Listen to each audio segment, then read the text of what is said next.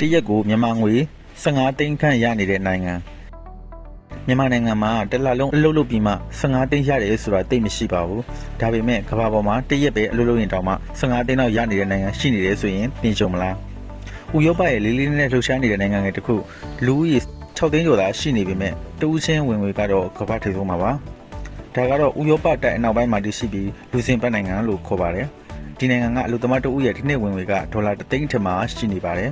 တရက်ကိုမြန်မာငွေ15သိန်းလောက်ရတဲ့အတိုင်းအတာတစ်ခုပါဘာကြောင့်လူစင်ဘက်ကဒီလောက်ချမ်းသာနေတာလဲ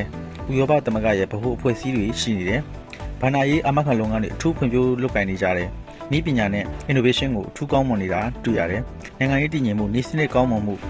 အပေါ်မှာအများကြီးတက်ရောက်နေပါတယ်ခင်ဗျာ။အလုပ်သမားတွေရဲ့ဘဝကလည်းစိတ်ချမ်းသာတရားကောင်းလာပါတယ်။အလုပ်ရှင်တူလေးလုပ်ရတယ်။အားလက်ရများတယ်။ကျန်းမာရေးအာမခံစနစ်ကောင်းပြီးအနားယူဖို့အချိန်လုံလောက်တယ်။မြန်မာနိုင်ငံမှာတစ်လလုံးအလုပ်လုပ်ရပြီးမှရတဲ့ငွေကိုလူစင်ဘက်ရဲ့တည်းအလုပ်လုပ်ရုံနဲ့ရတယ်ဆိုတာစီးပွားရေးစနစ်နိုင်ငံရေးတည်ငြိမ်မှုနည်းပညာဖွံ့ဖြိုးတိုးတက်မှုပေါ်အများကြီးသက်ဆိုင်နေပါတယ်ဆိုတော့လူစင်ဘက်လိုနိုင်ငံသေးသေးလေးကနေအတူစရာတွေအများကြီးရှိနေပါသေးတယ်ပညာရေးနည်းပညာစီးပွားရေးစနစ်ဖွံ့ဖြိုးတိုးတက်ဖို့